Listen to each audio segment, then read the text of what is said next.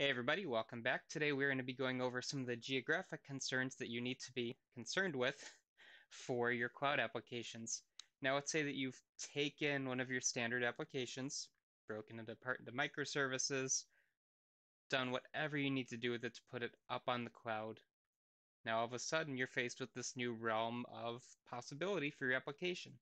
It can now be served worldwide. It can be served wherever anybody can access the network from that, maybe has gotten a hold of your URLs that you've set up. Maybe it's an App Engine project, maybe it's a cloud function, maybe it's a public facing IP address for your virtual machine. But the things you have to be concerned with now are that these applications that you're creating are now live worldwide. And with that, there come a multitude of concerns. So we're just going to kind of walk through some of the big ones here. Let me pop over to our first example. Hey, it's the world. Just a little clip art-y type of globe from our blog, but basically just be considerate of the fact that your users may now be geographically located in multiple places, right? If you are, let's see, so we're recording this here in Michigan. If I'm building a cloud application, I'm probably going to try to target data centers near me. So this would be in US East. Whereas, obviously, this is hopefully noticeable that this is Pangea too, by the way. He said as he forgot that this was Pangea. Like, why is Africa so close to Central America, eastern part of the U.S.? Yeah, old joke that I forgot to give off. But anyway, let's say that we have users locally, say to Michigan, like I'm talking about a few moments ago. We might be concerned with setting up our applications in the eastern set of regions for Google data centers or whichever cloud provider's data centers you're using. Maybe I'm working for a larger company where we're setting up infrastructure. So we're doing an IaaS type of environment where you're setting up virtual machines, setting up servers, and you want them nicely load balanced so that all of your customers, either being employees or clients or whoever is going to be using these services, that they have a very good level of service, right? Good, high quality links to your application, very performant, always available, that kind of, typical network-based concerns that you have. Well, before, you would either have to go from place to place to place, set up servers nearby, in that home office or wherever. But now that you're in the cloud, let's just pick US East, US West, US Central, Asia East, Asia West. And there's a multitude of regions and zones for at least Google, Azure, through Microsoft. You have similar things. Same with AWS through Amazon. They have data centers worldwide, and that's where the power of these, kind of big cloud providers comes in.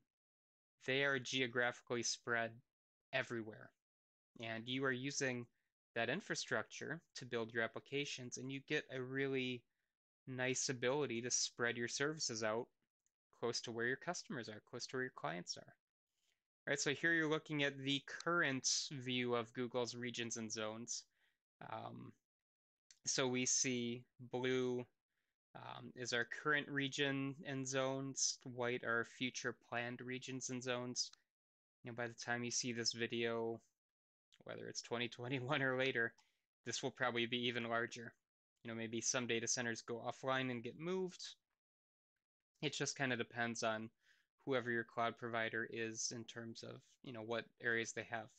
But you can kind of see we are spread throughout geographically here, right? So if you are in any region worldwide, you probably have a reasonably close data center, meaning that if you want to spin up a cloud application, let's take an App Engine service, for instance, you can set the region to be US East.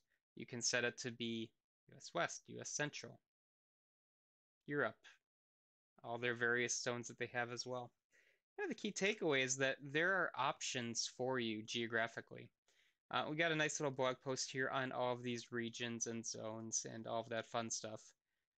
Um, but let's take a quick look at, say, building a cloud function.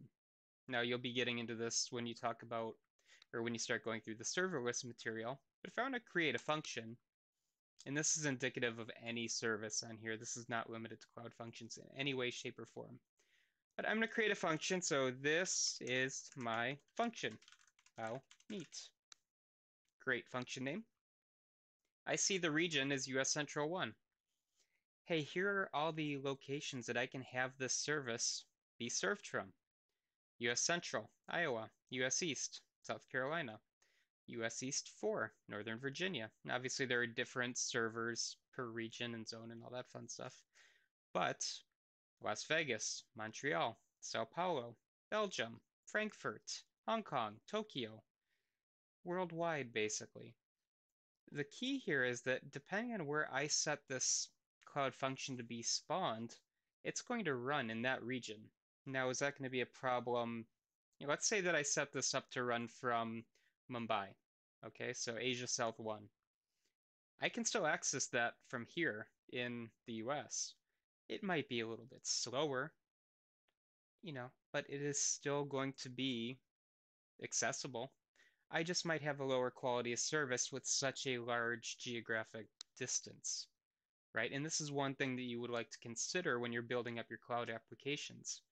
Whether it's infrastructure or platform or software as a service, doesn't really matter. But you typically want to pick a location near your customers or near where your users are going to be, right? So it might take a little bit of planning. You know, maybe you are in a larger company and you have lots of disparate offices. You have the home office in Detroit. You have another office in San Francisco. You have another office in Montreal. You have another office in Germany. Wherever they're going to be, you're probably going to want to try to at least balance your services so that your local offices have very quick access to this infrastructure. And with that, I'm kind of giving you the example of set up your services where your users are. You could also talk about things like load balancing here too, right? What if we want to set up a central intranet web page for our entire company? Well, let's set the main point to be US Central, and then everybody in US Central gets directed to that location. If you are seen to be accessing from US West, get pointed to that mirror of the web page or to Europe or, right? And if one of them goes down, well, let's fail silently over to one of the other regions. Still get reasonable performance, might not be as lightning quick, but it will still be available. So the key with this is that just try and, maybe take a worldwide view of your services and try to really serve your customers and your clients as best as you can.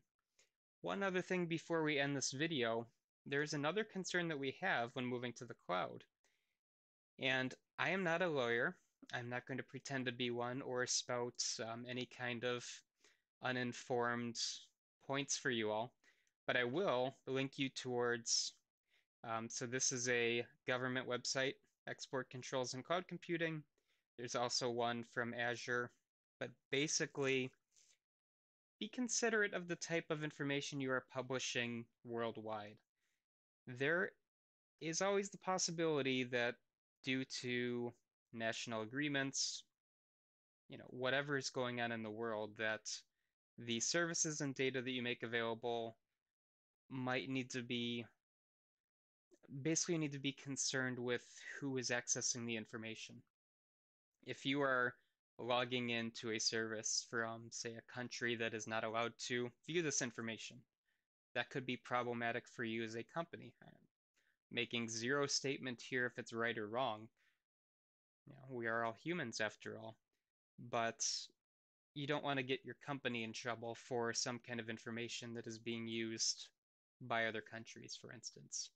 This falls directly under the term export controls. Again, not a lawyer, don't pretend to be one, intentionally not an expert in this regard, but be aware that if you have sensitive information or things that cannot be transferred to other entities, be very, very careful with how you set up your service calls, your authentication, make sure that it is locked behind a IAM account, for instance, or a service account. Does it matter if it's a public facing website with information that's fine? Probably not. But if it's sensitive, you probably should lock that down. You should honestly be locking it down anyway. So that is all I've got for you today as a kind of intro to geographic concerns. You will have a lab on this, so it will be lots of fun. But until then, I will see you in the next video. Bye, everybody.